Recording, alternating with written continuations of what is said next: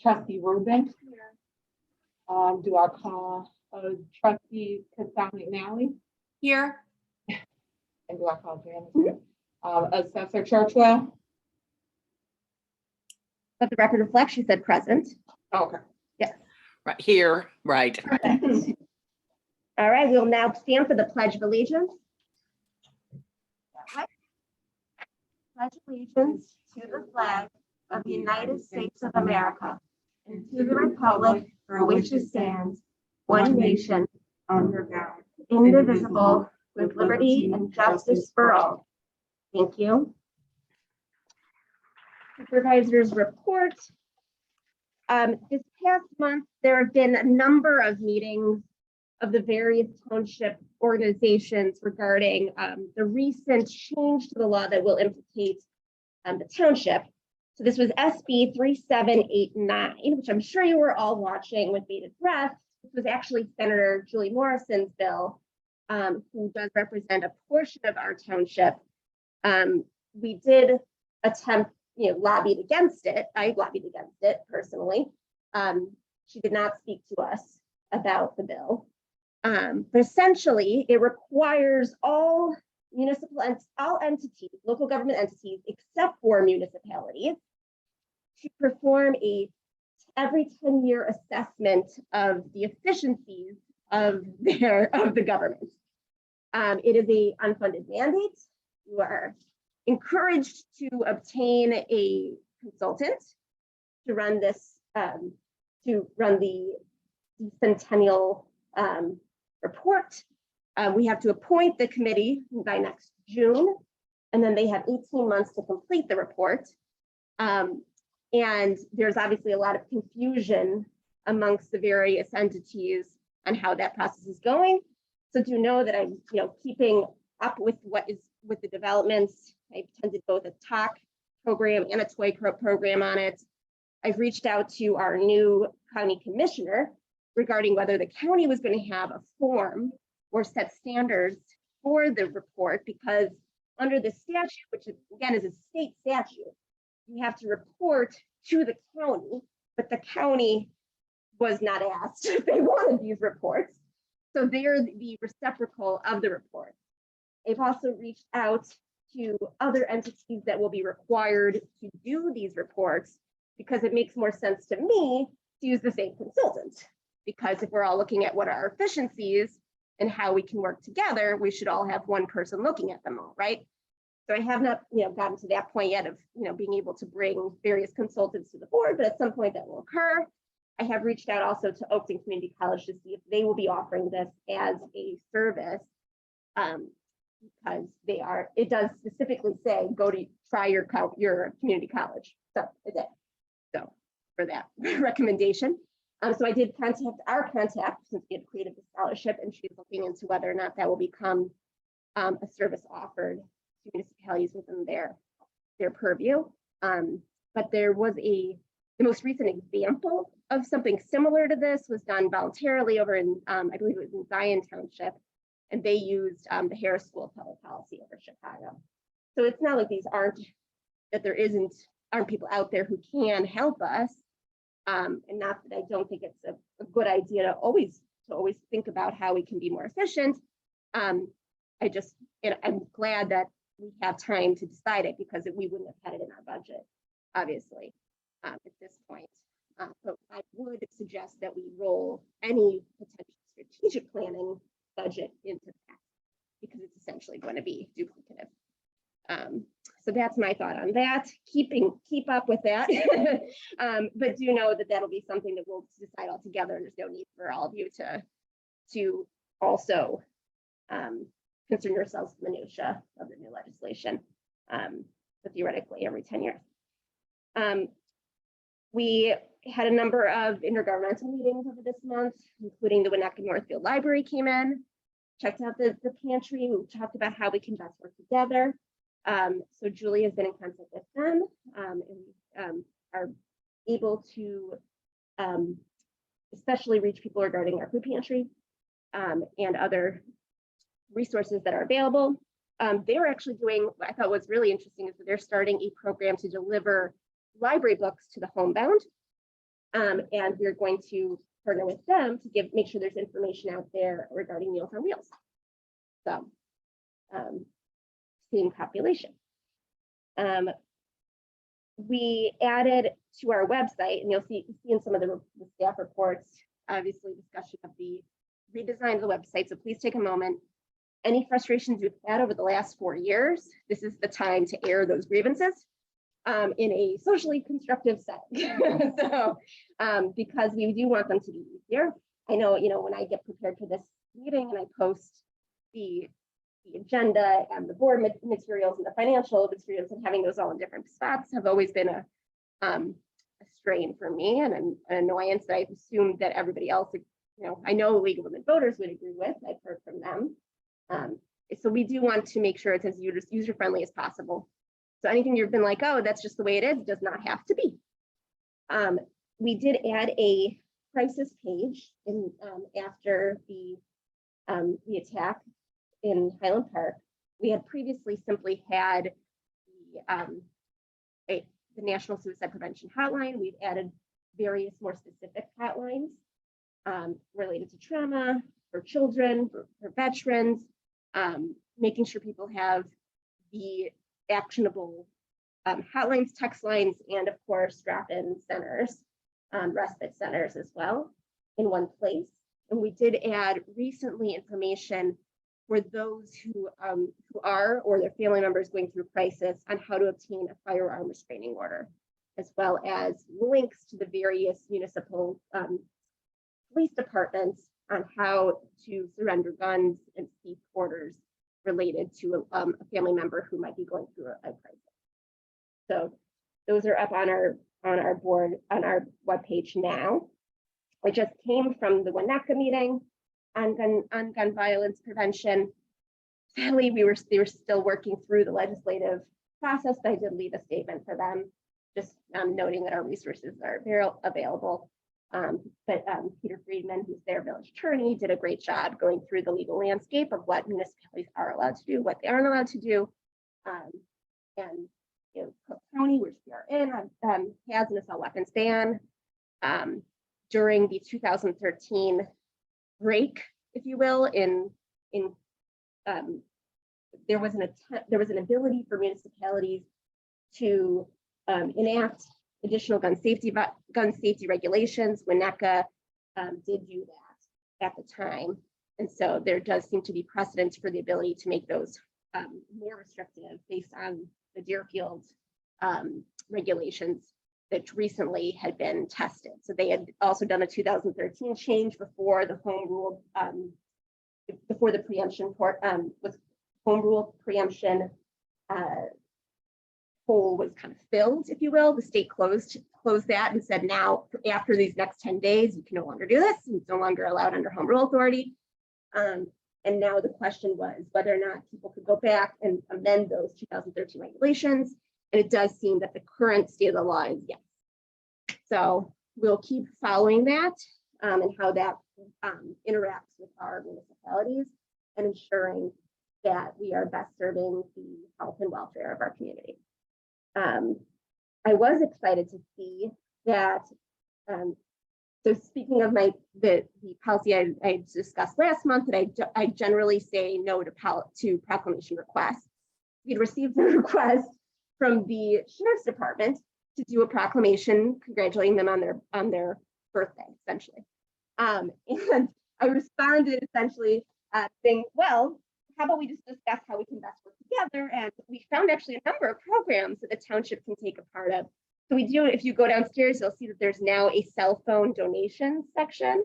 We're also going to work with them. They do a lot of work on avoiding financial exploitation of seniors.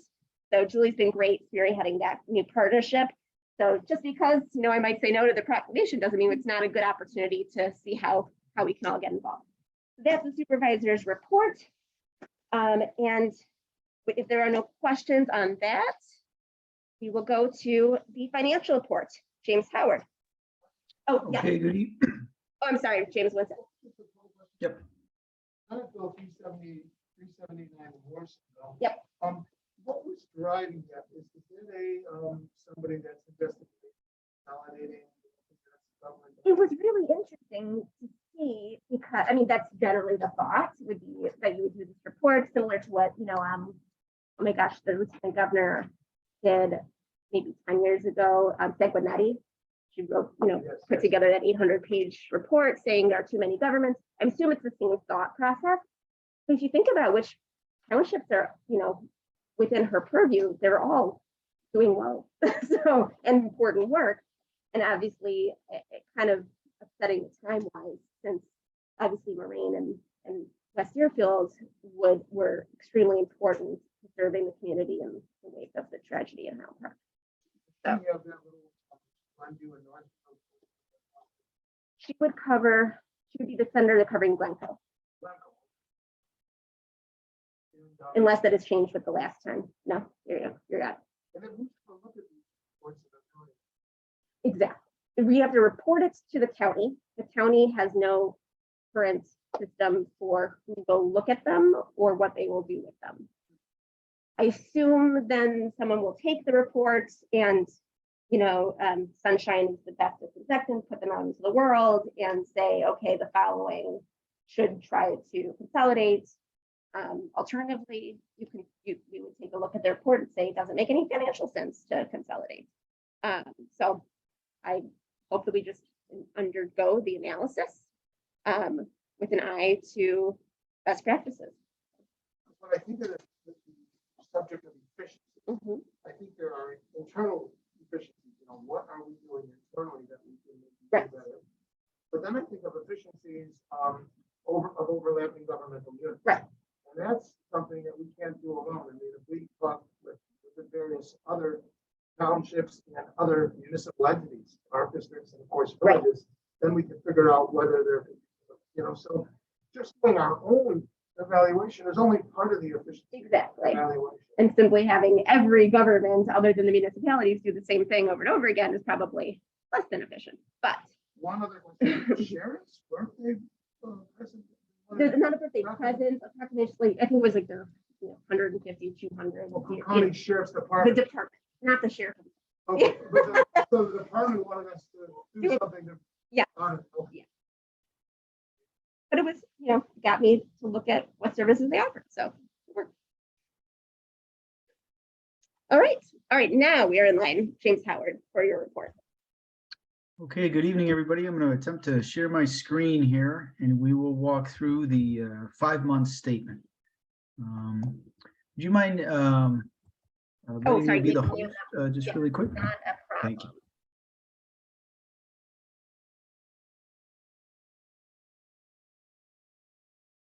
And just a reminder, when you're done, don't leave until I've made you not the host, or until you make me the host.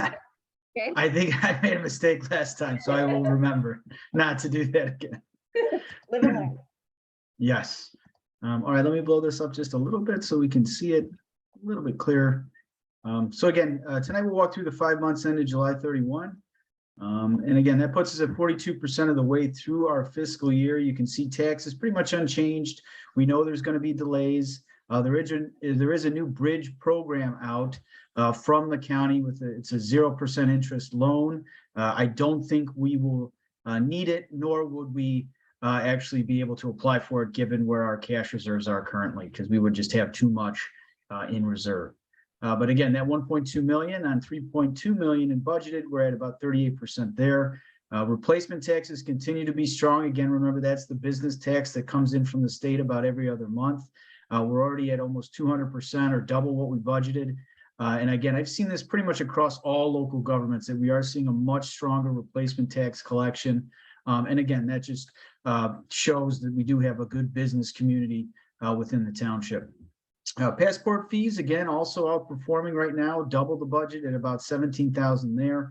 And again, about 1.3 million in total and about 3.3 million budgeted. So we're at about 40%. And again, we're going to be waiting in terms of those property taxes to probably December and even into January. On the expenditure side, all of this trending really nicely with where we are in the year. We did have some agency programs checks go out, 558,000 there on 1.6 million. So we're at about 35%, about a third went out amongst the different agencies. as you can see in some of the detail. Other than that, you can see pretty much all of these percentages below that 42%. We've got some other expenses here. Most likely some of that needs reclassification. But for most of our categories, especially personnel, you can see we're at about 43% again at 42% of the year. That looks like it's trending well. 455,000 budgeted. We've spent about 196,000 to date. So 1.1 million on the expenditure side on 3.7 million budgeted. We're at about 30%. You can see that kind of 30% holds true from both the town fund and GA in terms of what we've expensed versus the budget. Still on a surplus, 193,000 to date. We started with 1.6. We're at about 1.8 million in terms of our ending fund balance through July. As we scroll down just to show the distributions, again, property taxes at 92%, replacement tax 7, passport 1.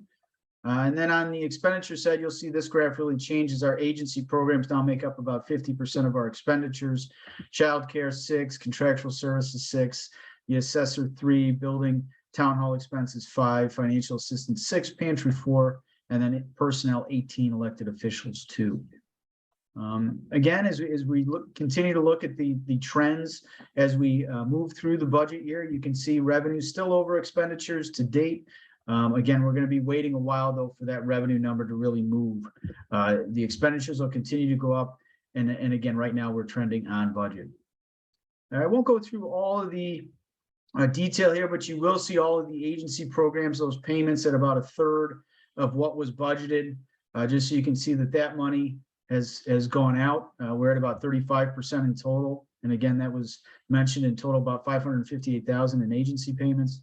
I'm going to scroll down now through till I get to our book balances. And again, what the nice thing is, again, the Fed continues to move on rates. We're going to see that in terms of our money markets and our interest rates across all of our bank accounts. So you can see now we're better than about 60 basis points. We're getting 78 basis points on some of the bigger accounts here with GA. One thing we will probably look to do is close out our payroll account. We no longer are in need of that account as all of the payroll is processed through the main town checking account. So that'll be a nice consolidation for us as we continue to work towards streamlining all those bank accounts that we have right now. About 2.2 million, again, across all bank accounts, both town and GA included. For a moment, for Trustee Moser.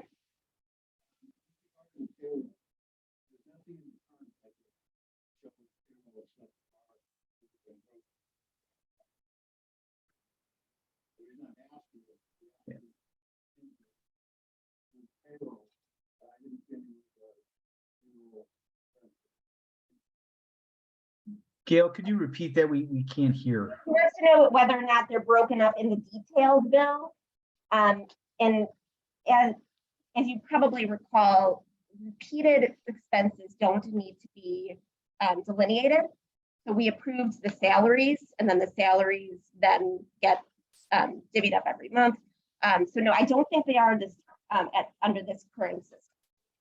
Yes.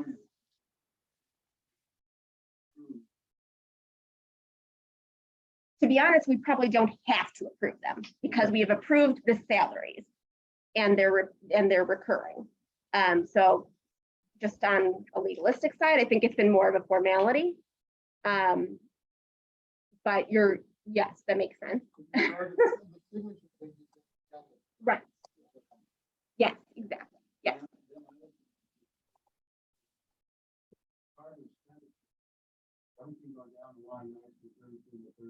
Mm-hmm.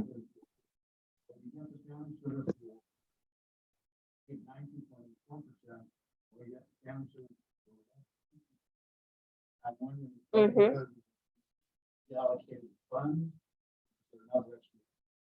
No, I think that's something we need to take a look at. They each should have gotten one check. I signed one check for each. So my guess is that's just which line it went under. So. Yeah, it's gotta be a mistake. But thank you for bringing that to attention. We'll go through that tomorrow. 5047, item number 5047 and 509. Exactly.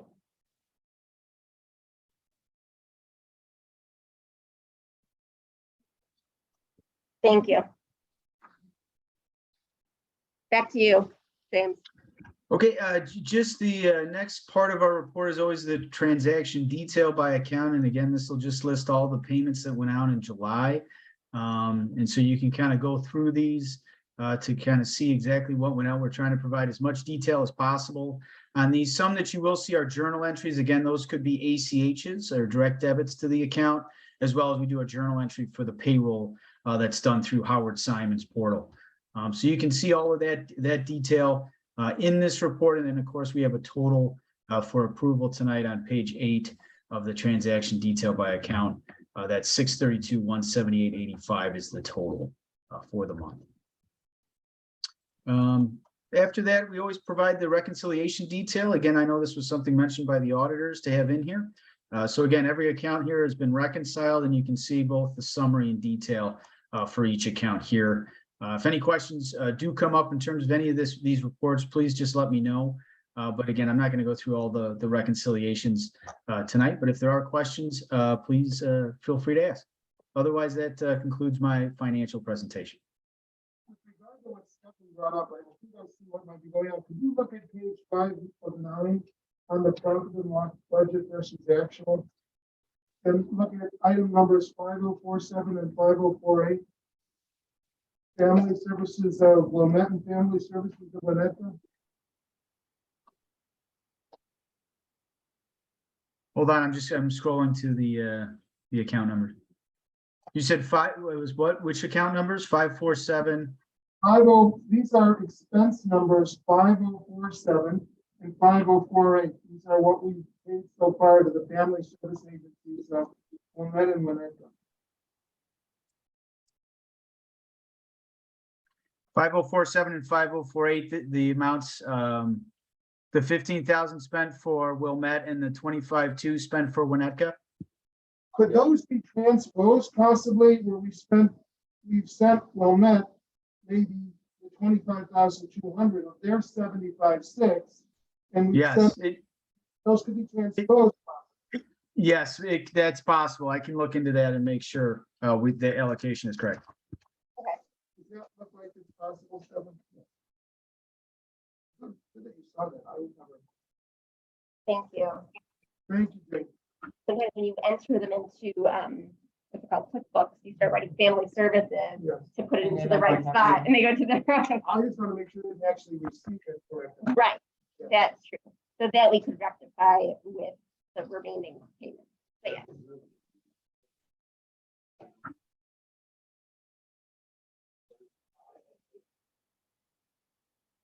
we'll take a look at all three for fun. Because it should be 33 to 30. Great. Any other questions on the financial report? I think the placement of the buckets is getting better and better. You know, it's just about getting it, you know, these repeats transactions getting into the right spot in the budget. And as you can see, Yeah, again, once we do it once we do it correctly the first time, then it'll come right back to that account. So it's just kind of this initial transition that we're working through, but we'll get it reclassed to the proper buckets. Great. I don't believe Nicole joined us. Like I said, she had an excused absence. You can go ahead and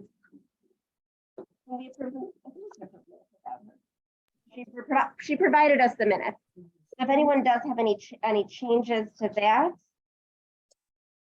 Possible that the very first line right on the March Yeah. election, but the thing is already- yes. Any other concerns?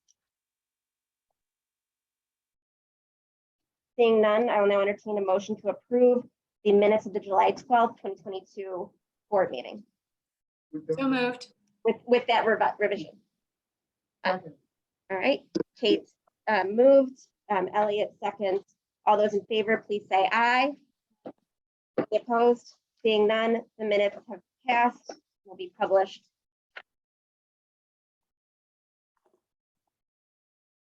That makes sense? Sorry.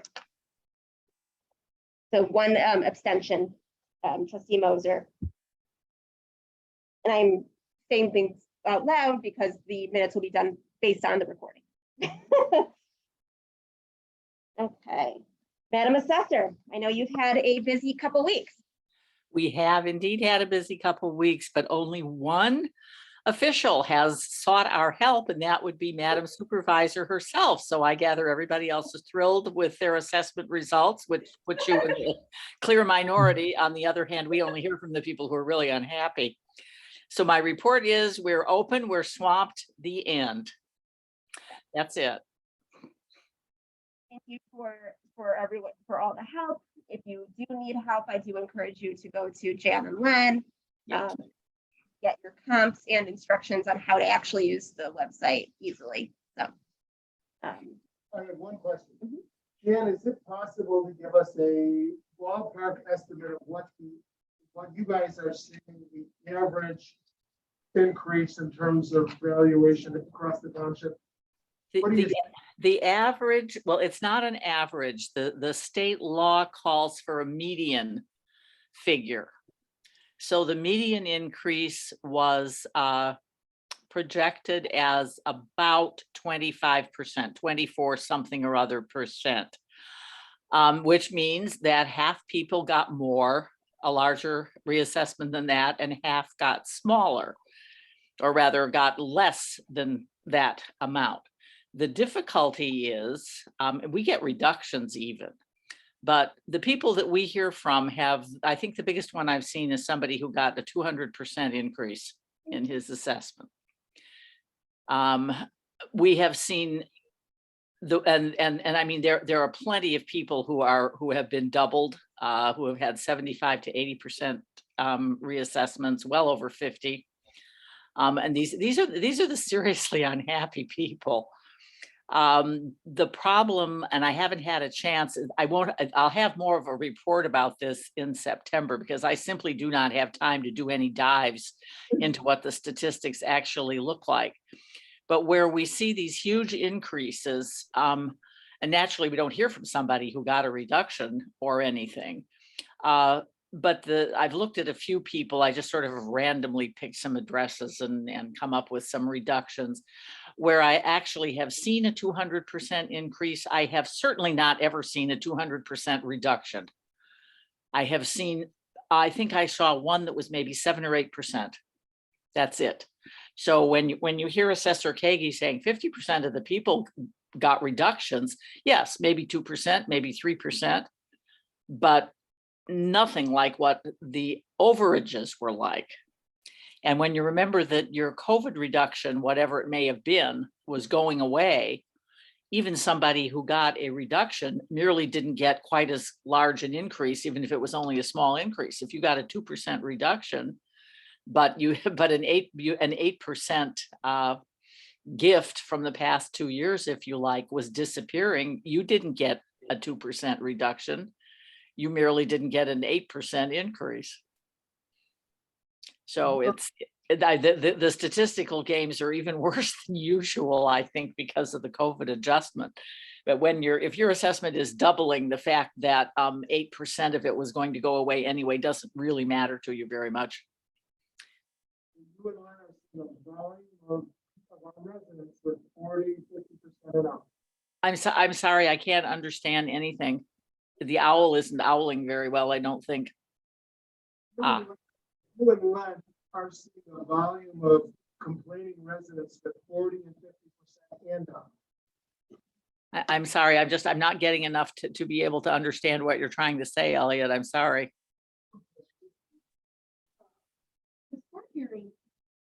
We're on mute right now.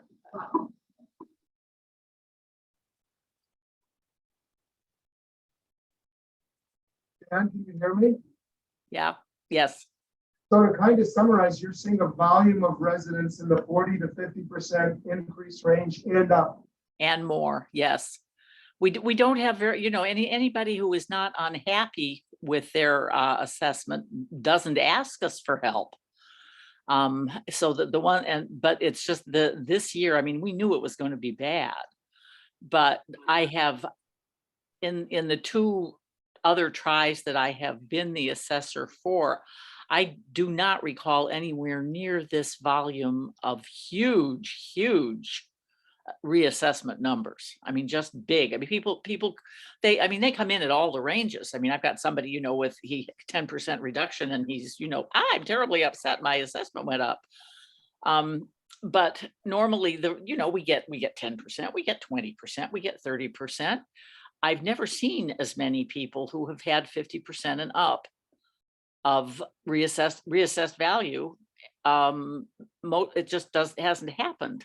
The sales figures, the difficulty is the sales figures that come across from, you know, just from the sales volumes say, okay, this particular class should be raised substantially because there were high sales in that class.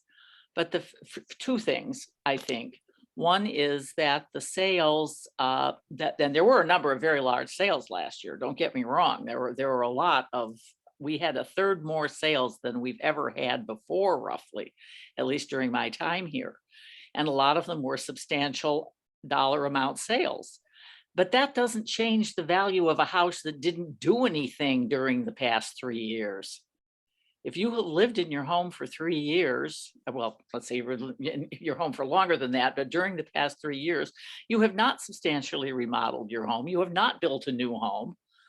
Your assessment should not have doubled because the value of your home did not increase by 100%. Your home is probably worth roughly what it was before. But statistically, the computer can do anything it wants with that. And those are the houses that have been hard hit. And I mean, I really don't know how this is all going to shake out over time. One of the things that we do tell people a lot, and please do if you hear people saying this, the fact of getting a large reassessment or a high dollar reassessment does not correlate to a high tax bill next year at all.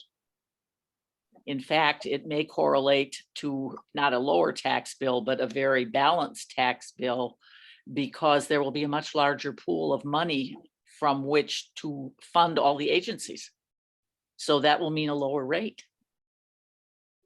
It might not, but people are, you know, seriously worried, saying, if my taxes double, I have to leave. I can't pay double the taxes I pay now. It's not going to happen. They're not going to pay double. They may pay a little more. They may pay roughly the same. They may even pay a little less, but it won't be up. For one thing, the budgets aren't going to double. The budgets would have to double for the taxes to double. And that can't happen. And the other thing is, again, as I said, the larger pool of funds available to fund all the agencies will mean that the spread may be better. So that I'm trying very much to calm people when I get an email or a phone call like that from someone who's I mean, seriously terrified that they're going to have to leave, and they're not. It won't happen, because people simply do not understand the correlation between their reassessment and their taxes, and it's a gigantic apple in one hand, and we don't know what the orange is going to look like on the other hand at all. So. And are people, as you're talking to them, are people clocking what we've talked about in the previous couple of meetings about, you know, likely getting hit with 2 tax bills in relatively quick succession? Right at the moment, they're so concerned about what they just got hit with, they're not thinking about anything else. Nope, nobody's asking anything about well, a couple of people have asked about the next tax bill, and all we're saying is we don't know when it's going to come out, and right now we're doing appeals. Get back to us when we're done. Before we lose James, can you make us a post, James? Sorry? Oh, you did. Great. Okay. All right. Good. Well, that gives us a little bit of home, Jan, so I appreciate that. Very large increase. Okay, so I am going to encourage everyone to speak loud, and it might feel weird, but it is helpful for those of us, those who are on the Zoom, and also to make sure we have a clear record, okay? So speak louder than you think is normal. Be awkward. All right. There are no further questions for Jan. We'll go to our new committee member application. We have received an application from Sally Anderson to join the Mental Health Advisory Committee. I would recommend that we accept her application. Is there any discussion? Yes, she does. So if you look at the report from Brian, mental health has 9 members plus a trustee. And the one with the most is, sorry, the mental health has 10. Yes, so now we're at 10 versus Money Fowls the person at 9. So we would like to see one more addition to both Money Fowls the person and what has been the committee formerly known as agency oversight. And because as you'll also see in Brian's report, I think we have much better titles now that will hopefully help us to engage people who know what they're doing. The application, yes, absolutely. So with no further discussion, all those in favor of accepting Ms. Anderson's application, please say aye. Any opposed? Seeing none, it is unanimous.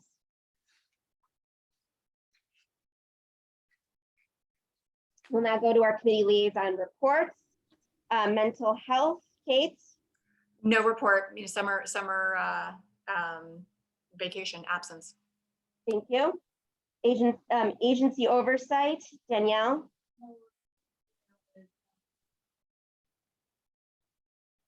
Okay. Any meeting for Money Follows the Person, Stefan? All right. Peer jury, Elliot? No peer jury cases this month, we'll meet next month. And we, of course, got a meeting scheduled with Wilmette to discuss the scientists.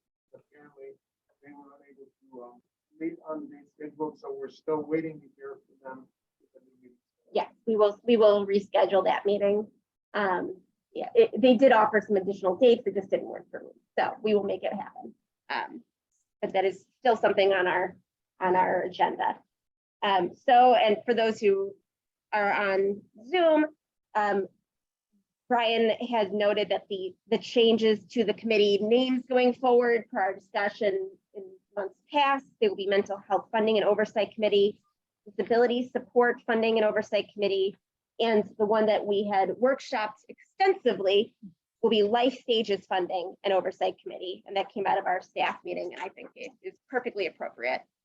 So thank you for workshopping those with me. You'll see also that he provided the working mission statements that the committees will be presented with, and they will have their orientation prior to reviewing the grant applications, which are coming in early September. So, yeah, and that he is on board. You take a look at Risha's report. He did join us. He is starting to shadow both the process as well as passport. So he was out for a bit sick. That is the world we are in right now. But he has finished his passport training and can now start accepting.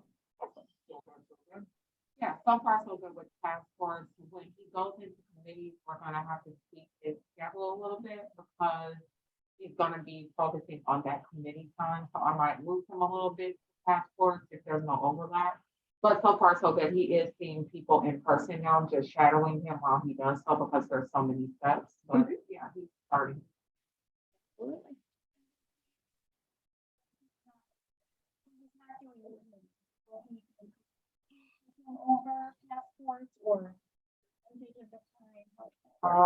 Because he's part-time, I don't think that that's gonna be ever possible unless he becomes full-time eventually. Because we have passports in the mornings. So I automatically have to do those because he comes in the afternoon. So right now I have him scheduled to take all of the passports in the afternoon.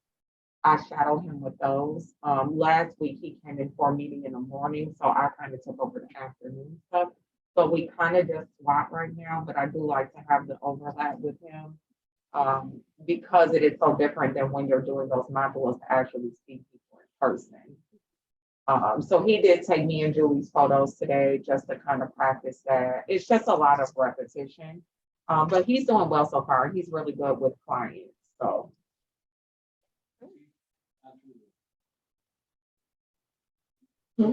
Yeah, yeah. And obviously we don't have to have slots in the morning if they become problematic for you. Yeah. So Yeah. we can always change up which slots are offered. Yeah, because we offer them online now, so because we scheduled out so many weeks ahead, we scheduled out like 2 weeks. I removed all of the morning appointments and left them for the afternoons because it's really not like feasible with my schedule sometimes.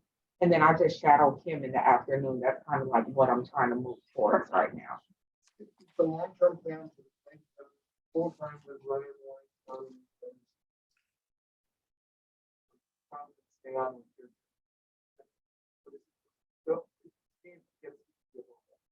The plan would be for him to go on full time, yes. And we're keeping an open mind about the possibility of a single, additional person, a self-sustaining person for the passport application, potentially. Always keeping an open mind. I will note that the State Department just started a pilot program on online applications, and I'm wondering if that'll have an impact on the use of local government. Wow, So right now it's only 100,000 applications, and that's it. But they are doing a pilot, and so we will see what happens. I'd hate to like create a position and go the way of the dinosaur. People are paranoid about doing their Of course. passports themselves, so that's part of True. it. I don't think it will impact people as much as like the people who have to renew their adult passports. That, I think that would be really good for them. The people who have to renew their kids' passports, that might be a little bit tricky. Good point. Good point. It just depends on what service you need, really, I believe. And I did just try to use the State Department's website. So I'll let you know in about 8 weeks whether or not it works. So I used Alicia for my kids. Yeah. Because I wanted. So thank you. We were just talking about the acknowledgement of the staff reports. Is anyone want to take any notes from the staff reports out for discussion? I will note a few things that I didn't mention in the supervisor's report that I think are important to flag. We, in this last dispatch, you probably all saw our kind of back to school wrap up, where we pointed out that our applications for childcare after the before and after school are due on the 12th, which is this Friday. So anyone you know, let them know. We do work directly with the various childcare agencies as well. So that's usually where people find out about it. And then we also noted that we gave out 439 Target gift cards for school supplies. And along with that, we included information about the current tax holiday. People know how to stretch that money the best that they can. Food pantry wise, Julie organized a great drop-off day. As Brian noted, though, we got a lot of food, but it's still about a week of food. So we will continue to watch our costs as we see the unprecedented increase. But people seem to be really happy with the increased offerings as well, especially the dairy and the bread products. So, and we are asking him to be more mindful of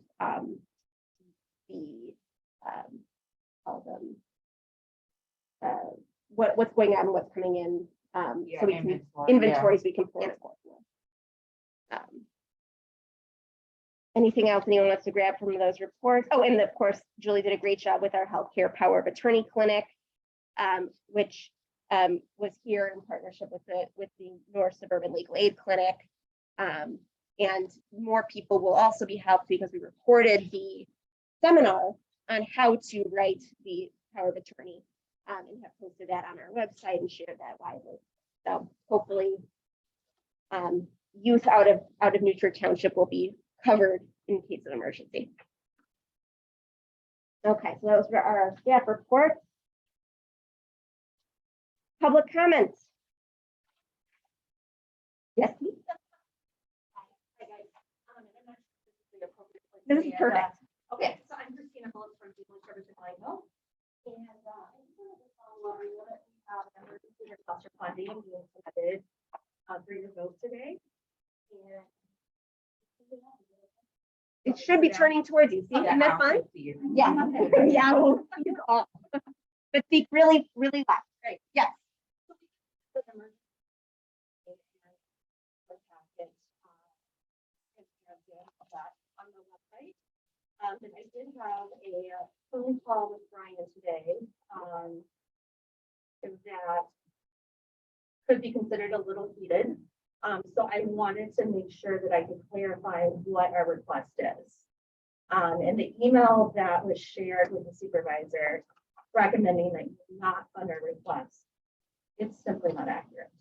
And I've been dealing with this for 5 months since I started at FSG. I've been at Family Service since March 1.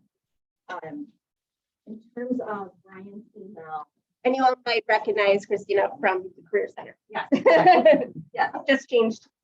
Down. yeah. Further, so just Christina Phillips. So we submitted the request, so Family Service of Glencoe, we offer mental health services, but more importantly, we offer crisis. We have a police social worker in Mendel, and in the days after the aftermath of Highland Park, the shooting, she was on the ground within hours. At the shooting. She had to do family reunification, identification, some really horrible things. As she starts telling me, I can't hardly listen, to be honest.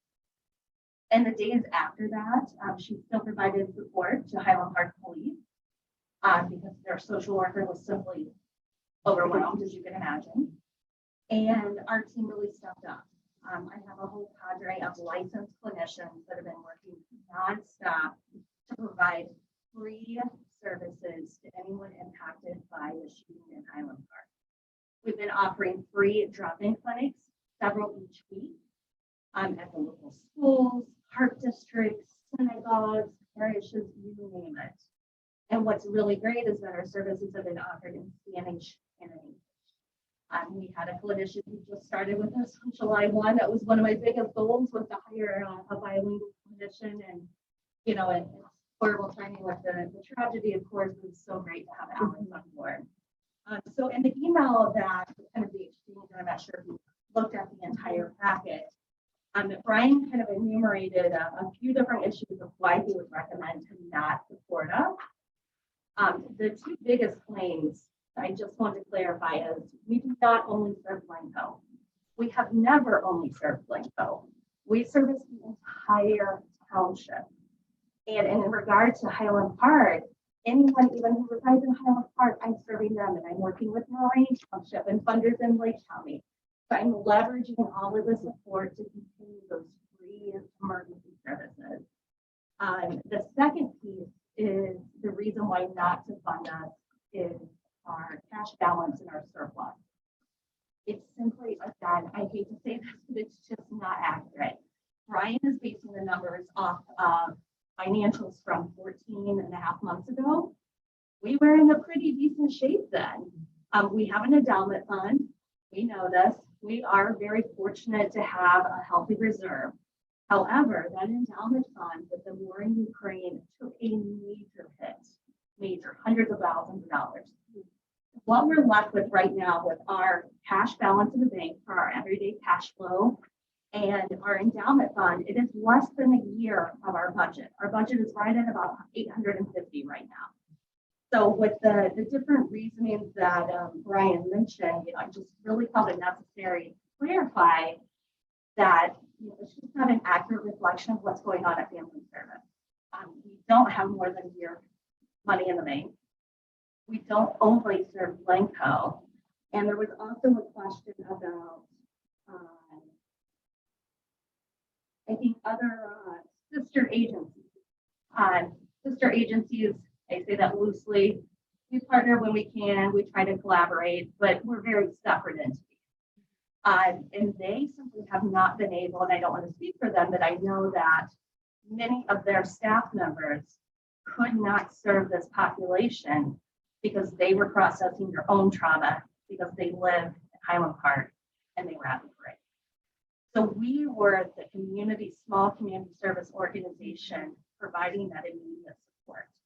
So the proposal that I submitted was, it's a very simple budget, a very simple outline, that immediate 2 weeks after the event, the expenses incurred for serving new Trier Township residents and ongoing support. The ongoing support that we have proposed for 6 months of ongoing care to those who are dealing with that, processing that trauma.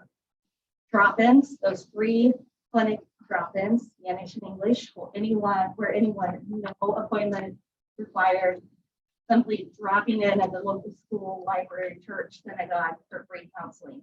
These are all new clients from the Trier Township. None of these are existing clients. We're not counting them in this. Since July 4th, we have served 75 community members. And looking at our numbers from last year, this is a huge amount of clients for 5-6 weeks worth of work.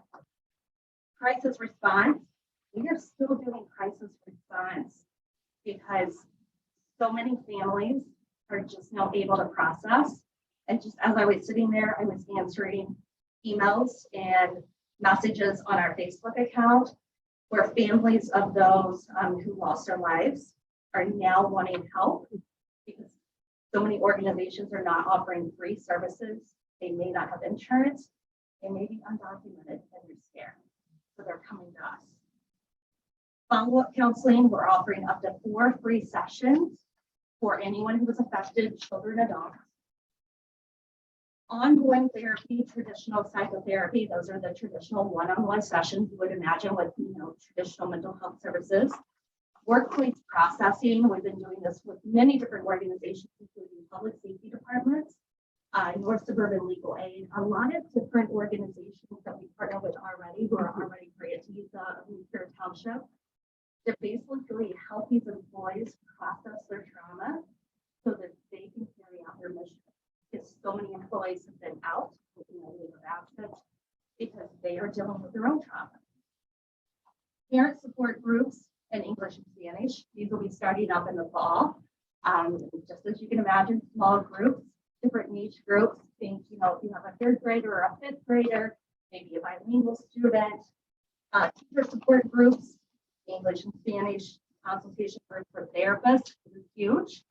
And then also our Latinx group for therapists, because so many of those affected are Latinx population. And then finally, we have different children groups that we're launching with the Park District and with the school to help children process what they've gone through. And we're seeing an influx in the past 2 weeks where kids are simply scared to go to school. They came back from camp, they were away, didn't know what happened. Now they're getting ready to start school, and kids who may have already had some sort of underlying mental health condition, this has triggered it, and now they're refusing to leave their bedroom, they don't want to go to school, they don't want to do anything. Finally, psychoactive hesitation for the community in partnership with the 35, High School, and other community organizations, providing processing workshops about how to deal with trauma with your kids. We partner very closely with District 35, especially in public safety, on a lot of trainings in terms of safety, and active threats, and just general awareness. And we're launching the official campaign for See Something, Say Something. The national day is on September 25th, so that parents understand, how do I talk to my kids about really scary things? So that's just kind of a very broad overview of what we want to continue doing. And as I mentioned to Brian, I wouldn't change course whatsoever. I've been in social services for a decade and a half now, straight out of grad school. I would never turn away someone for a service, especially after a tragedy like this. But in order to continue moving forward, we need help paying for it. These individuals are not in a place to pay for this service. I don't want that to be a barrier to someone getting proper treatment and having this down the road. Because trauma doesn't just resolve itself after a month or 2 months. This is an ongoing thing. So, I hope that Brian understands. I really enjoyed working with them. That it was called a pet project. This is not a pet project. This is mothers who I get an email at midnight where I'm worried about her safety, and I'm on the phone at 12:30 with a mom trying to talk to her about which therapist would be the best fit for her 10-year-old child. You know, this is, I think, after a tragedy, sometimes a lot of people think that, you know, it didn't directly impact you. It kind of goes away, unfortunately, right? That sensation of the media, and, you know, it's not in your face every day. But there are real people who are our neighbors and our colleagues and our friends who are still suffering. So that's why I put together this proposal. And as I mentioned to Brian, I'm leveraging with many other funding agencies, the Highland Park Community Foundation, the Healthcare Foundation, Representative Bob Morgan, Lake County, Moraine, you name it. So this is just a piece of that puzzle, but we know that we have a duty as a mental health service provider to serve our neighbors. So that's why, thank you for giving me a few minutes to talk, and I apologize for taking up so much time, but I feel very passionately about it and wanted to make sure that it was very clear, you know, whenever I read, you know, I strongly recommend you don't fund them. You know, I need to be able to share why this is so important to us. Yes, we do have some money in the bank. It is not a full year. And we're running at a deficit right now. Last year we were at a deficit. I reduced the deficit greatly in 4 months. Planning on doing the same as I've done with every agency I've led. However, this is an immediate need, and I can't stop serving these individuals. Thank you. No, thank you. When-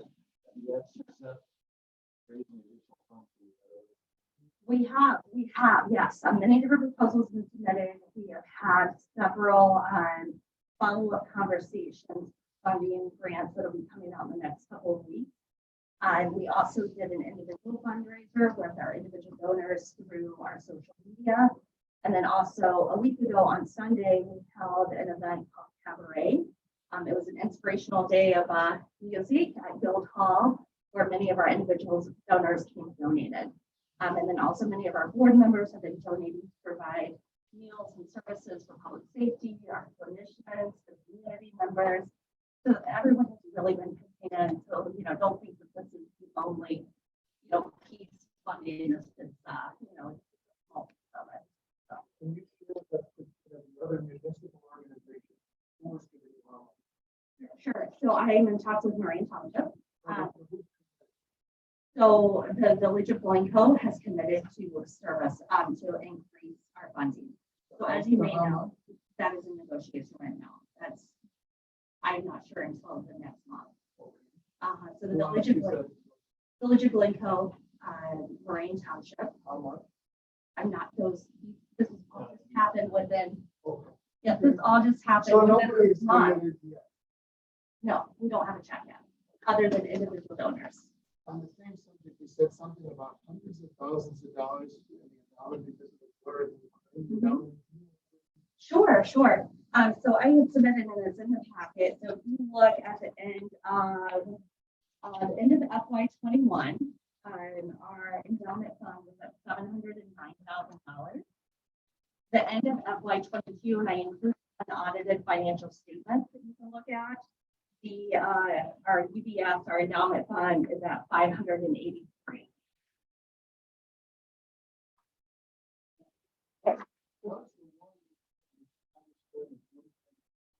Oh, with the stock market, The endowment. the endowment is stocks. So it was. How much was it at the time when? Okay, I'm looking at 970. Can you tell us from the high point to where it is now? So I think you're looking, I wouldn't look at Brian's email. That's what I'm saying. Brian's email is not accurate, unfortunately. If you would look at the proposal and the financial statements that I submitted, those are the numbers I would go off of. So it was a supplementary document. I know it was on the website, FSU revenue and expense. So these are our unaudited financial statements. I didn't get that piece. I'm not. That's getting what that we're either. missing. Yeah. Let me look on the web. It's on our website. I thought so, but it seemed like Brian wasn't certain about it either. So if you don't mind. When Ryan says, and you may be wrong, that investments dropped from 709 to 583. Christina, you're saying that's through the stock market fund? Very much so. And most of that happened, right, right as you carried, and I was looking at the financials, like I said, I've been in charge of FSU now for about 5 months. So that immediate drop was with Ukraine, and I've been talking to our financial advisor, what we're going to do is have individuals who donate stock quite often, where we're going to put it. And of course, we follow his ratio recommendation for high risk versus low risk. But this was just unfortunately the stock market and the way it happened. I know that FSU has been running on a deficit last year. This year, we're projecting a deficit too.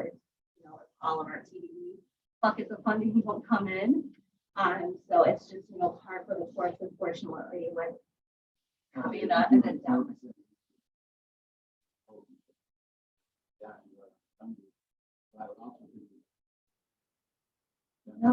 No, I just got our statement. Actually, it's right around the same.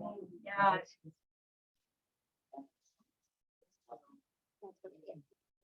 Yeah.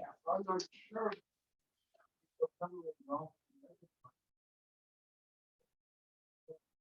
Well, it's not a reserve, and it's an endowment fund, where it has classified it as. So we try not to dip into that. It's certainly not a rainy day fund. From my understanding, they did dip into it whenever COVID hit, waiting for the PPP loans and such to be able to, cash flow, keeping payroll going. But it's truly an endowment fund for the sustainability of the organization. So I do want to note that I did receive that document at 2:30. I'm sorry, I did not look at my email. Okay, that's okay. But yes, so it wouldn't have been included in the board packet, which we Well, it was send out originally 48 hours. sent- Well, it was originally sent on July 28th or July.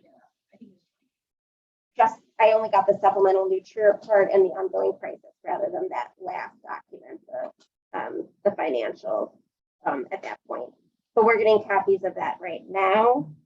I will entertain a motion to amend the agenda so we can go into discussion of emergency funding for Glencoe Family Services right now. Is there such a motion?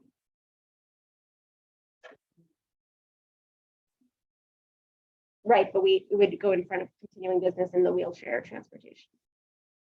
Just to The continue. original, just so you know for your records, the original email was sent on Tuesday, July 19th at 5:54 p.m. And it was Gail with Brian, including that anonymous financial statement. Is there such a motion? And second? Okay. All those in favor? To amend the agenda? All those in favor of amending the agenda to discuss emergency funding from Glencoe Family Services, please say aye. Any opposed? Okay, so now we're in line for discussion of the emergency funding proposal from Glencoe Family Services. Stickler for the agenda. So just to give background, at our last meeting, it came up that we should see if any of our agencies needed additional help. We had our agency luncheon, at which I announced that the board had asked whether or not any agencies were experiencing unanticipated expenses as a result of the tragedies in Highland Park. There, we received one request, and that was from Glencoe Family Services, and that is why we are here today. The precedent for off-cycle requests was set during COVID, and I'm sure prior, but that would have been before my time on the board. Where we did offer, again, every agency the same opportunity to offer an off-cycle request for unanticipated increased expenses service to our community as a result of COVID. We had one taker on that regard, that was Meals on Wheels. So we are here with the one response, again, in response to the Highland Park tragedy. So now we have the revenue and expense documents as well. Should we start a discussion? Please.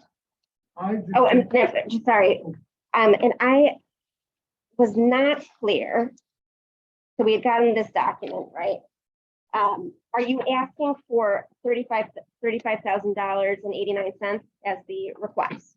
Okay, so that'll be our discussion. Correct. That's Okay, We're expecting to serve 100 Pantry Township residents over the next 6 months. okay, all right. Exactly. No, everybody. So beyond what had been budgeted for. Correct. Okay. Exactly. All right, Elliot, discussion. I think that what you're doing, Christina, for the citizens in Highland Park and for the citizens in our township who are affected by this unprecedented shift in the network is exceptional. It should be encouraged and it's outstanding. On the, and this is an exceptional circumstance. On the other hand, I have to defer to some of Ryan's concerns, and I think this matter is most appropriately brought before the committee. We have a committee with 9 or 10 members that are dedicated to understanding your organization and the changes that are going on. And I feel as a board member, much more comfortable hearing from the committee members once you get a chance to present exactly what's going on and to show them the numbers, to show how this is impairing you unaffected. And I'd love to get the input from our committee before we make a decision on any kind of emergency funding. I don't want to discourage what you're doing. I think what you're doing is great.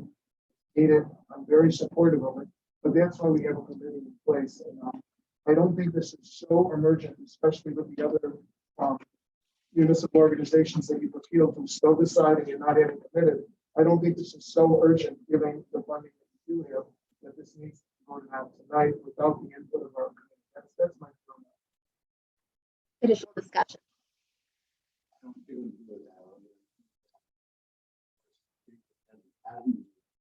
And please speak up.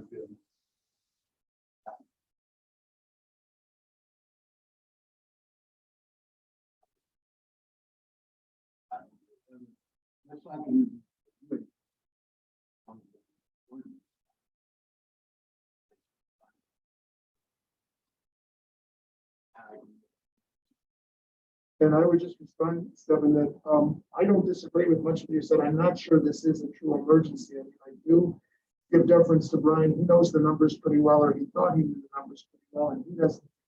It's an emergency. What they're doing is outstanding, but I'm not sure we can't wait till we get the input from our committee. So I don't think it's necessarily. I would like the committee that deals with this family service agency to discuss it with all the insight. Some of those experienced committee members know the history of the family service agency, how its numbers are, how its fundraising goes. I think their input is important. I think that September they're moving together. And Elliot, are you suggesting this be a part of the regular agency allocation hearing process? Or are you saying the committee would provide a recommendation to the body regarding off-cycle funding? I'm suggesting that the committee should have input on it and to leave the committee. Brian's questioning out of the equation, I think is. I don't think the urgency exists. So what I'm saying is I'd like to hear the committee and Brian review all these new documents and review the request and then give us their input and then we can vote. That's what I'd like to see. And I'd like to see that done next month at the normal committee meeting. Yeah. I think my only concern with that is just timing, because if we wait until September, and so then we're waiting until the next board meeting, which could possibly be after. So now we're into October. So that would just be my one concern.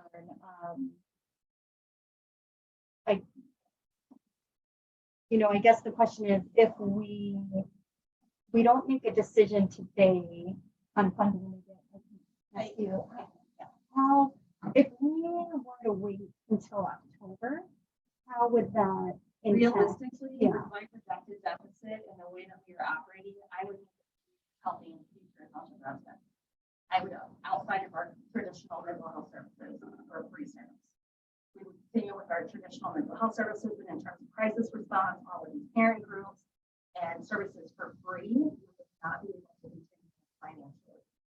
It seems like in sure you're aware, you know, things are very kind of up in the air right now with other funding. When it comes to emergency funding, I've been in very close contact with Jamie Pritzker's office and working with many different elected officials who are trying to help me navigate behind the scenes. But what it seems like is that the funding is going to be for Highland Park residents and Lake County residents, which leaves out Patriot residents. And you know, being fiscally responsible and what I've been hired to do, it would kill me to do this. But I don't know that in good faith, and I would have to bring this before my board next month. I don't know that I can continue offering these services. Just because we can't keep incurring all of those costs. We do have the endowment fund, but as I mentioned, we're expecting a deficit. Again, so we are going to have to dip into that. And I've also had to hire new therapists, just to nurse the capacity, just in general anyway. So, you know, with all due respect, it is my eyes of someone who manages our numbers every single day and worries about payroll and cash flow. It truly is an emergency in our lives. Yeah, I just think this is such an unprecedented situation that hopefully we will never have to encounter again.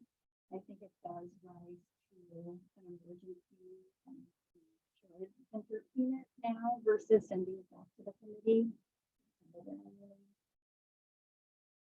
And I will say, you know, so as you know, we do keep back, we kept back $50,000 for new programs. And I would consider this to be a new program in the sense that it is for trauma services. I worry about having it go through the regular process for two reasons. One is obviously that process means waiting until next July to get a check, which it doesn't make any sense for cash flow if you have to hire two new people. You know, because we wouldn't be approving it as part of the February budget. And then we don't get the first check until July. And then two, I'm hopeful that this increase and increase in need for mental health services in New Trier will not be repeated. And therefore don't want to see those numbers to be perpetuated in repeated cycles of agency allocations. Right. So if I, you know, see a $35,000 increase next year, we don't want to see that continuing going forward because we are hopeful that, you know, we'll continue to meet a more regularized need for mental health services. So I sided with Danielle and Stefan on that. Kate, you've been quiet. Okay. We did.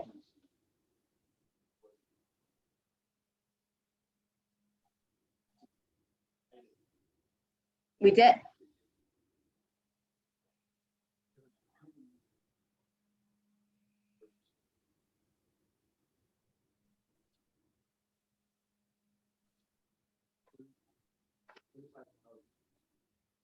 Is there a second?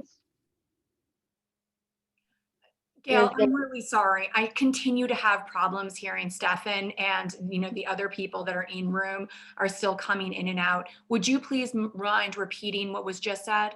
Yes, the current motion on the floor would be to approve the emergency allocation out of the POTS or fund, the Project of Township Significance Fund, for the amount of $35,089.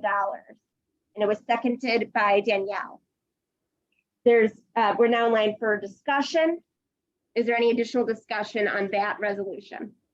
My concern, and I know we invited this kind of request for emergency funds. I love what you're doing. What you're doing is invaluable. It's so important. But we have such a vociferous concern voiced by our administrator, Brian, and we haven't had the input of the committee yet. And $35,000 is not going to make or break your agency for a 1 or 2 month delay, in my opinion. I mean, I hate to not get their input. I mean, I understand what's being said here, and we invited this in this unprecedented emergency, and the work you're doing is outstanding and necessary. But I just am concerned about the $35,000 without, we'll have a board meeting until September. I would have to put together a special executive session, the finance committee. Realistically, we would not be able to vote and do an emergency transfer of money from the endowment fund and dip into that fund. until October. So as I mentioned, if we don't get this money, I unfortunately would have to focus on that crisis support for Highland Park residents only and not continue servicing the career residents going through this trauma program. And so right now, based on the numbers, the first 4 weeks, there are 45 new Career Township residents. And right now, out of the 70, 50 are new Career, 52 are new Career Township residents. So I mean, it's a huge, it's not, you know, whenever you think of Highland Park, you know, our boundaries are so close. You know, you go across one street. So, you know, whenever I say that we're serving a lot, we're serving a lot. Just now I have 2 on my phone. That's what I was doing. Requests for therapy for children under the age of 10. We're doing an evening processing for trauma at a local peerage in the township. So we're getting requests every day because unfortunately, when it comes down to crisis funding, it is controlled by the state and the county.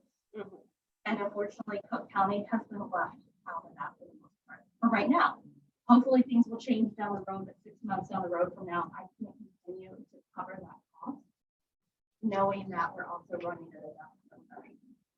Just to follow up on this issue, yes, the village that want to go with emergency funding, they're considering it, but they haven't agreed on it.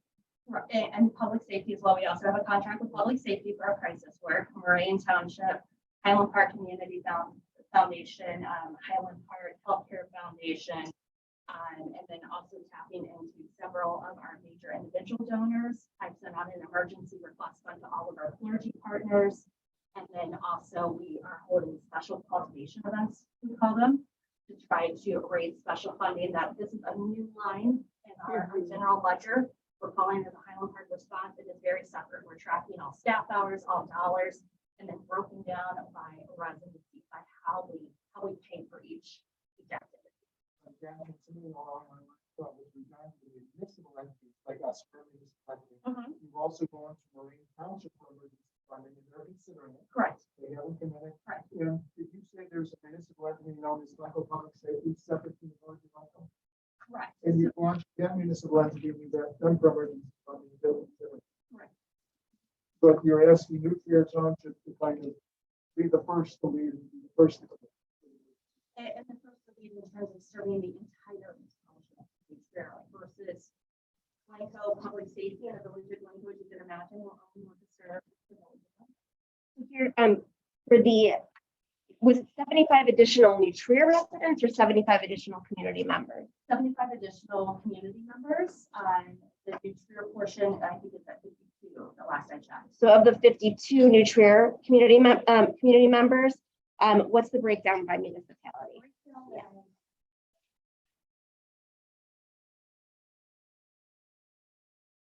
Do we know that you serve the whole community? I just want to see what for this particular trauma, how this is turning. Yeah.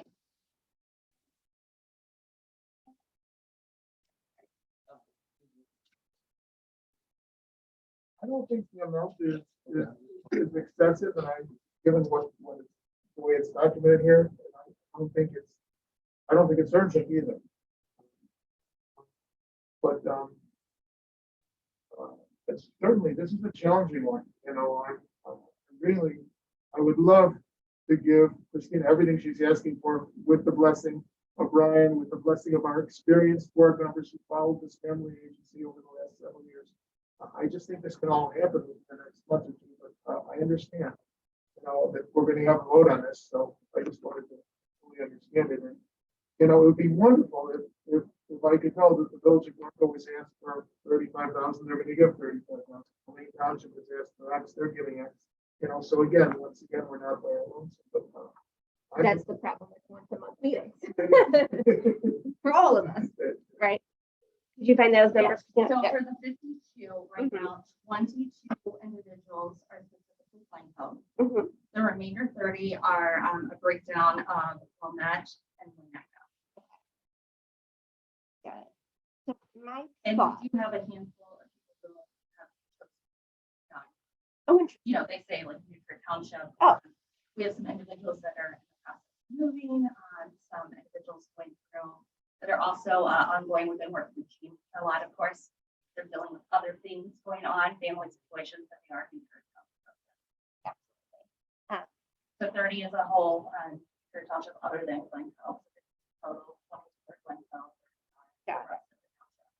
So my thought would, given that the numbers, the breakdown for the budget, the new program essentially totals up to about 35. And we are, obviously there is a larger proportion for Glencoe, but not completely disproportionate to its numbers in New Trier. But I do expect Glencoe and public safety to contribute in that. And I appreciate very much that Glencoe really leads on supporting social services in ways that not all the municipalities do. So, but I would anticipate that we wouldn't be footing the entirety of the bill. So my thought would be an amendment, the 35, that takes into account that there are other entities that should be supporting this program as well. And therefore us being the leaders, encouraging them to do that. I don't take into account Moraine because they serve Highland Park. But I do anticipate that the Highland Park Community Foundation would support this because this kind of program, in that people are donating for victims no matter where they live, not necessarily Highland Park. Right. It's right, just started. Yes.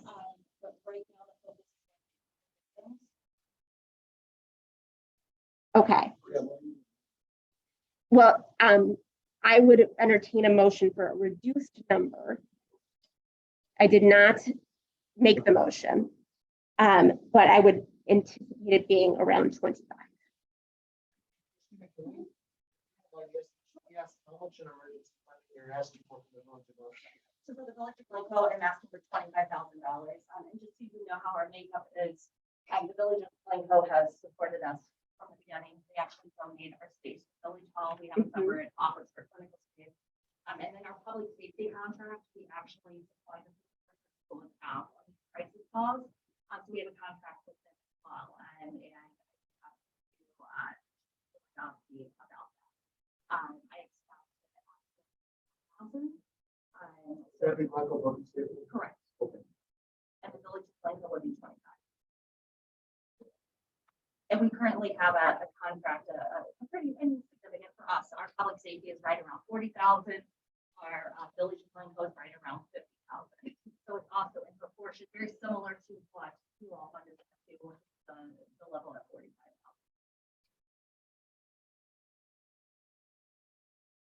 For regular programming, not special needs program. So with those requests, though, you'd be above the budget for the program. Say that again. With those, assuming those requests are met, you would be above the budgeted, anticipated budget for this program. Is that right?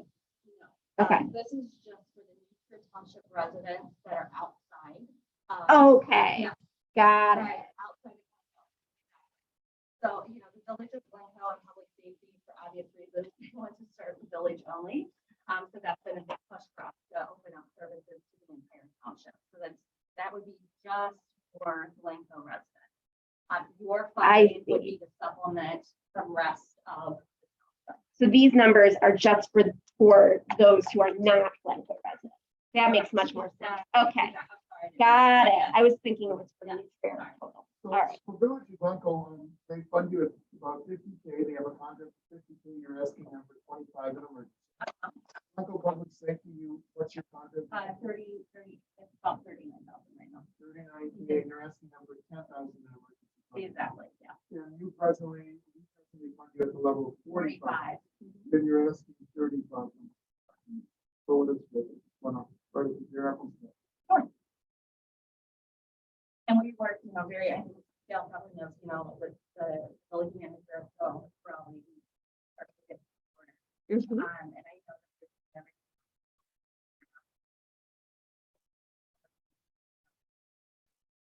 on a daily basis, on regular cases, but especially on this. We've also been doing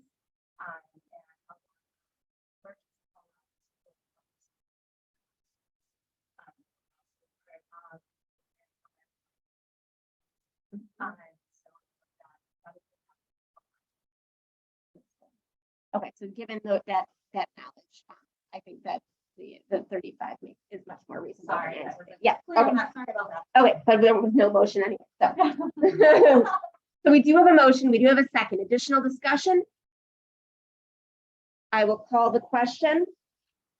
All those in favor of the,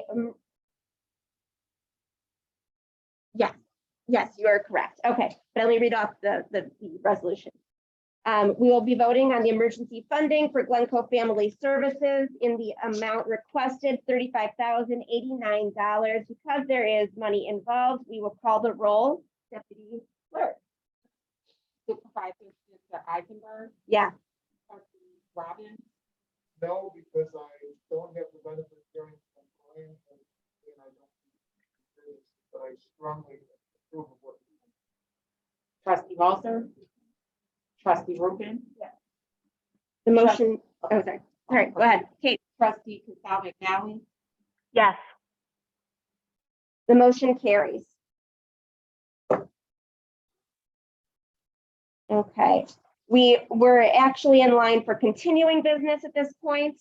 thank you for Sorry. coming.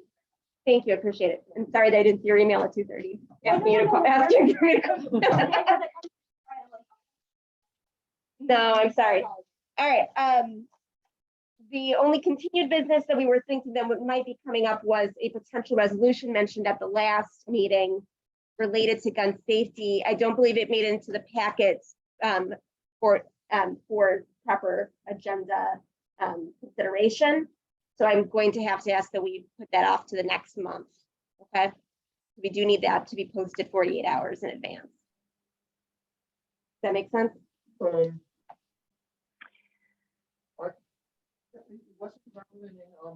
I think that Keith made clear that we're just asking for,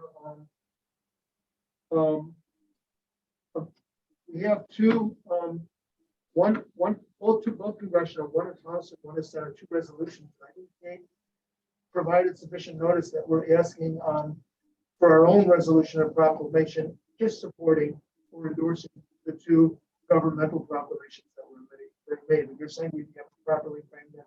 So it would need to be on the agenda when Larisha sent it out, Okay, asking for agenda items.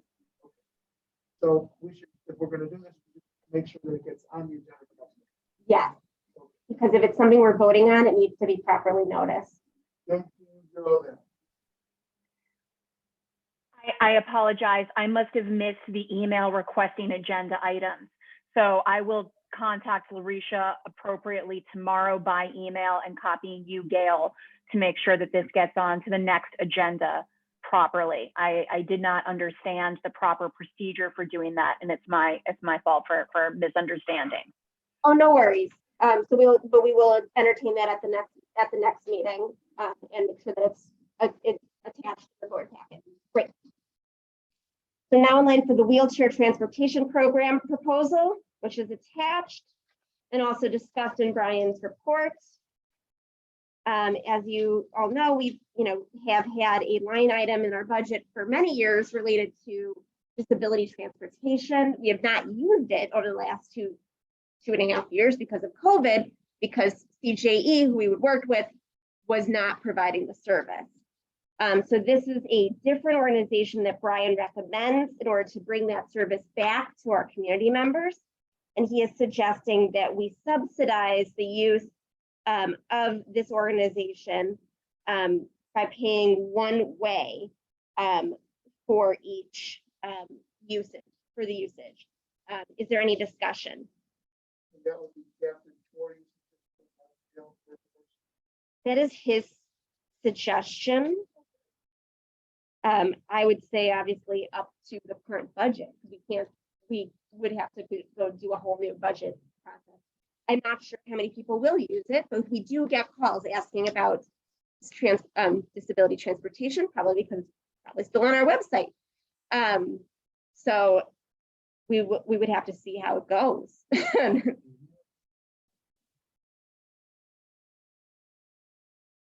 Nonetheless. There you go. So People can't afford it.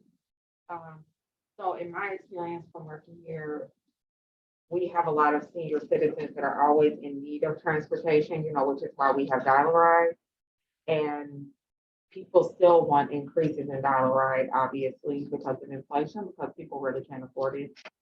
And when I originally looked at this, $69 each way for somebody that is, who we presume to be financially struggling, which a lot of people who call here who need these services are, $69 plus $4 per mile is still a lot of money. It's a lot. Yeah. It's a lot of money. And then there's a wheelchair rental fee.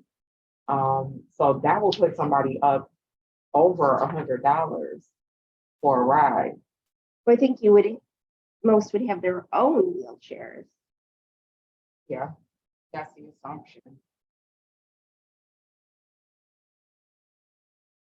That's what I was reading from his report.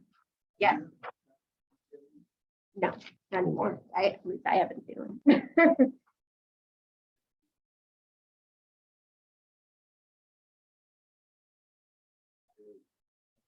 Yeah, I don't think that we're under contract with them anymore. Brian handles that, and I don't know if he put that in his board report. But that basically just went away during COVID because they didn't have the volunteers to drive people around for mobility access. It's very, very rare that people call now and ask about wheelchair. It's more, it's dollar ride, or it's some people who have a family member in a wheelchair and are looking for local services that they can use that don't use PACE. Because PACE gets real filled up sometimes from what I've heard from people, since these other services went away during COVID. He was also noticing, we did discuss PACE as an option during our staff meeting. He was saying, they give you like a couple hour window versus, this being, I'll be there at X time. It's certainly, my understanding, not great system, though it exists. And obviously, for those who are extremely cash strapped, would still go through the public transport system.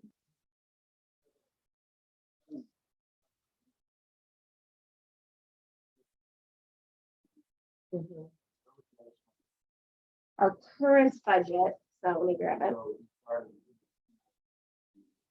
Right.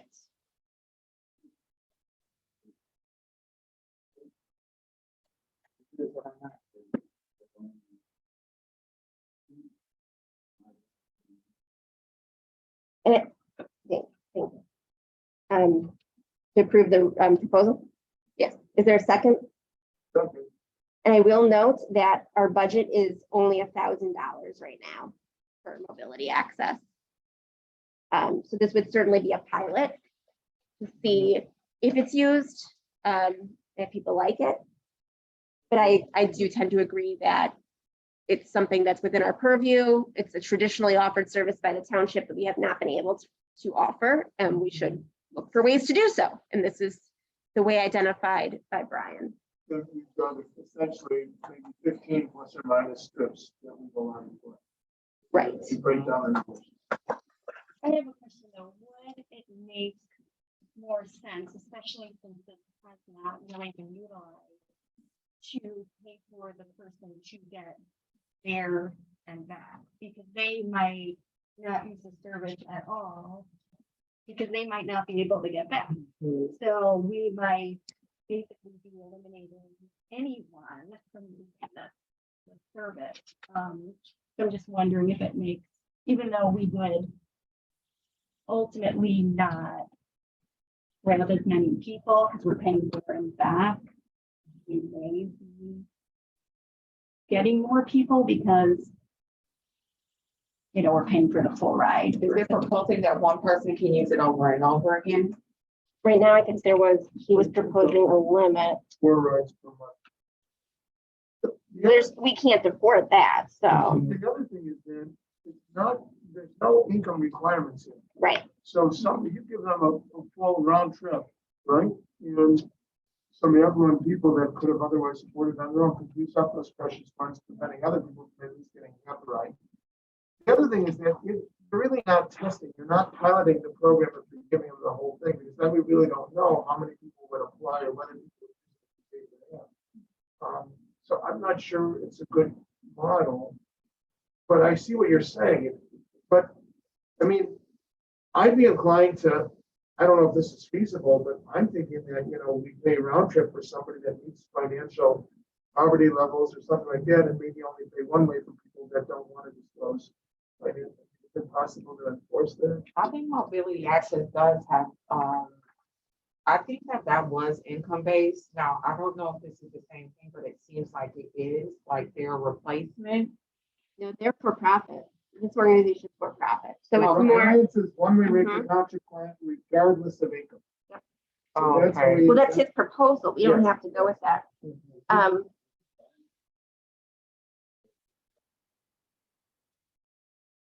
My understanding, this is Brian's proposal.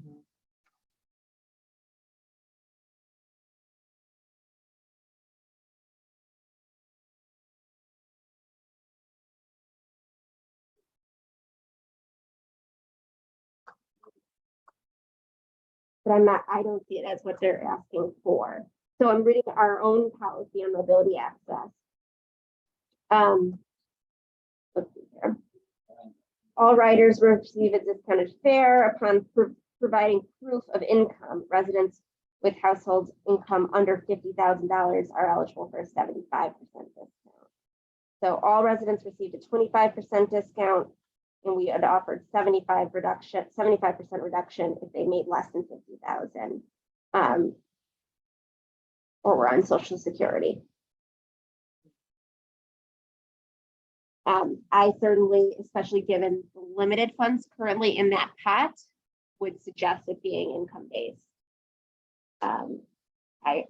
If the point is to try to make it so that people with mobility concerns can get around, those with means can get around. They will find a way. They will do so and have been doing so.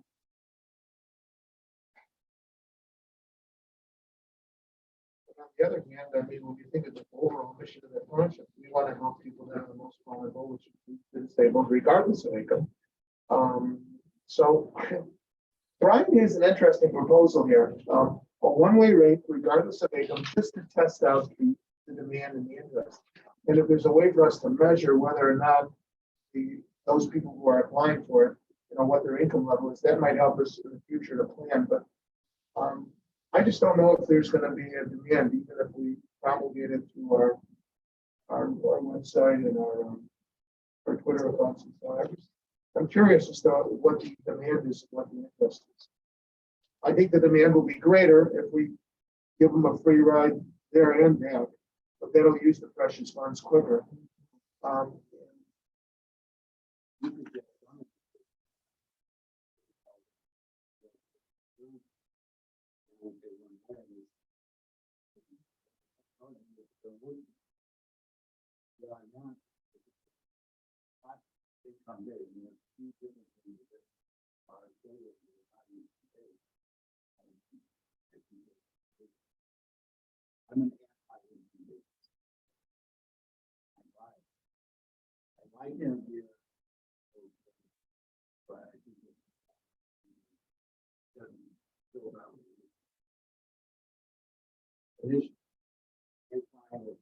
Yeah, six people to call and say no, thank you. Well, then you might have to reevaluate and say they're not coming in. You get six people to call and say, yeah, I'm very interested in all this.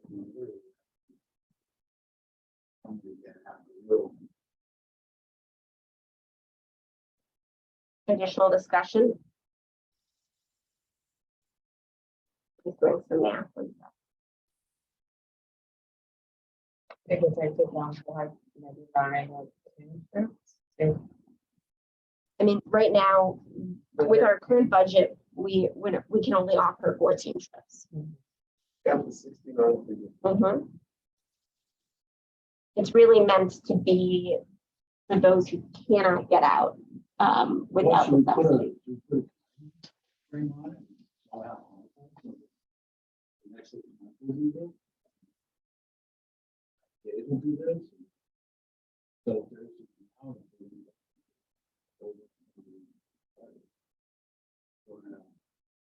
Well, how I see it is this ends at the end of February when we have an opportunity to change the budget. We're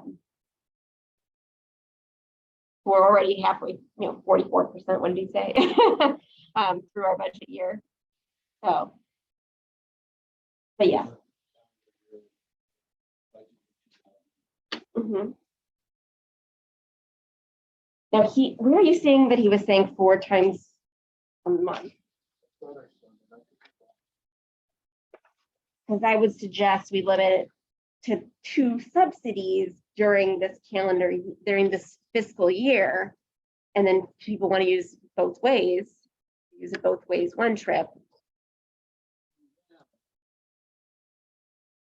We can do a line item transfer.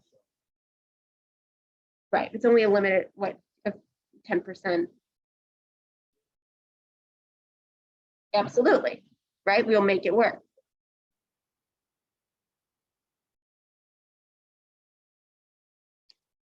The current motion on the floor is to approve the proposal as proposed by Brian, which is $69 subsidy regardless of income. And there is a second. Any additional discussion? Seeing none, we'll call the question. Is this, we'll might as well call the roll because it's financial, even though it's really a policy question, but because the finance has actually already been allocated. Go ahead and call the roll. Supervisor Eisenberg, Yes. trustee Robbins, Yes, with the caveat that it be limited to 4 subsidized rides per month per client, just so we don't have one client use it all. trustee Moser, trustee Rubin, trustee Casal McNally, Yes. We will try this as a pilot project, as a new provider. Ryan has the budget, so he can't go over that number.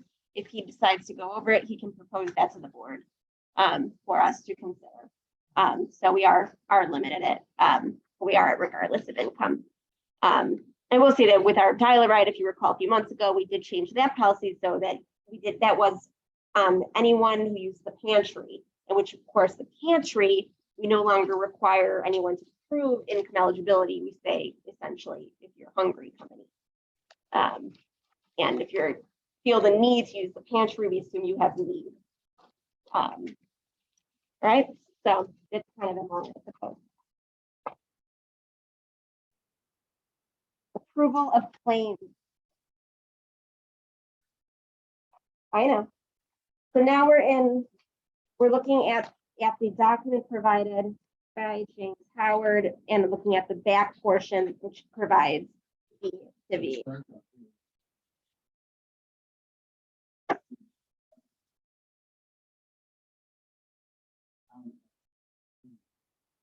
Right.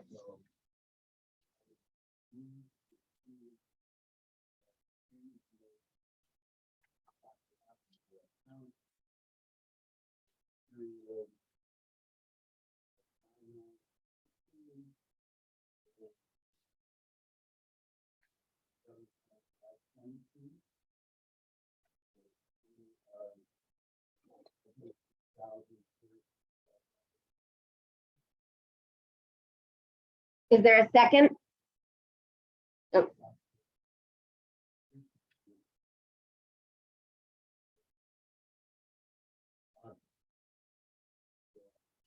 We're just doing July.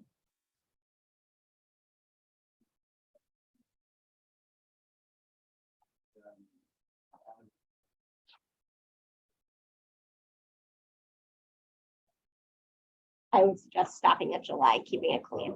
Yeah. Yeah. Is there a second?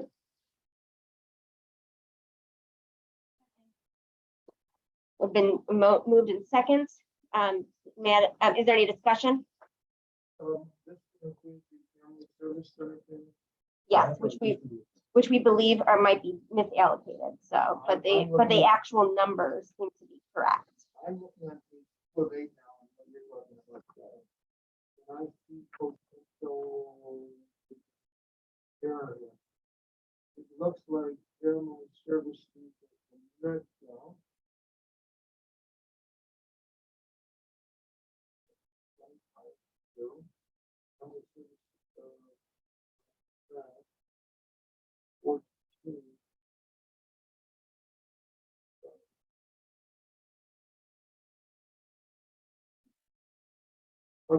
there's 3 family service centers. I'm looking at 2 pages. I'm looking at the profit and loss budget at page 5 and 9. It looks like things might have been transferred. The family counseling, that's actually Glencoe. Family services for Met and the family services for Met. So Glencoe.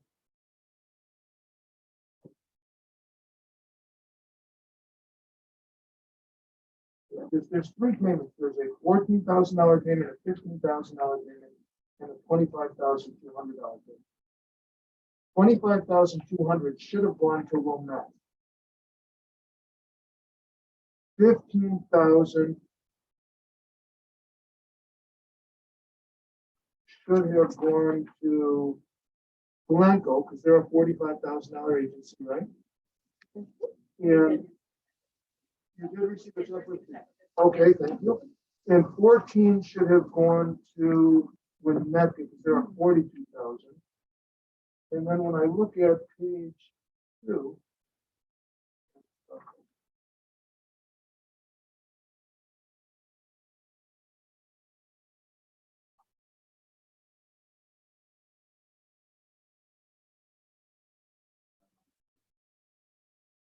that should go to Winnetka, and it says it went to Glencoe, but Glencoe's here, and Glencoe's telling us they got this. No, it says family services of, that's Glencoe.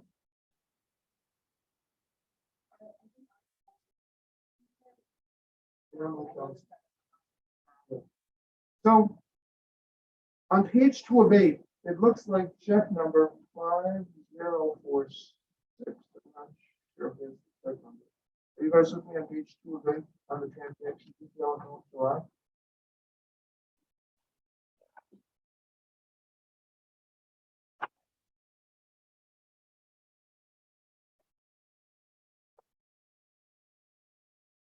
The 3rd line item on page 2 of 8.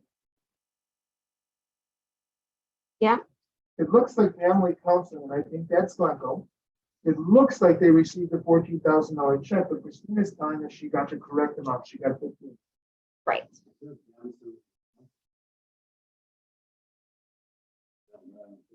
Mm-hmm. Where does it, which page are you looking at? Front, where is it? Yeah, I might not be lying to you, so correct. I think so it's make lines across. Oh, yeah. So Glencoe got 15. Well, Matt got 25 too. Right. And Winnetka got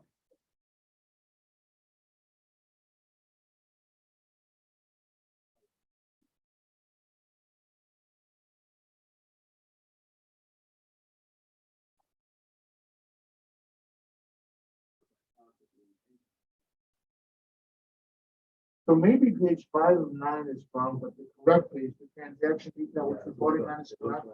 Okay. Yeah. Okay. So, assuming that that's correct. Great. Thank you for checking that. A little confusing. We're gonna use them. Yeah. We'll see if we can get like little lines across too. All right. Any additional discussion?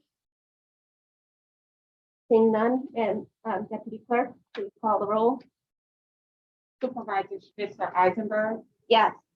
trustee Robbins, Yes. trustee Moser, Yes. trustee Rubin, Yes. trustee Cassell McNally, Yes. Okay.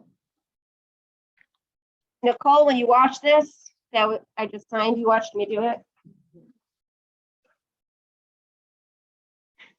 And we wish her well. You okay? Health concern. Okay. Right. I think that the payroll, originally the payroll was in this report, or maybe it was a part of a separate report. But I couldn't put it out there because it had I everybody. understand. Yeah.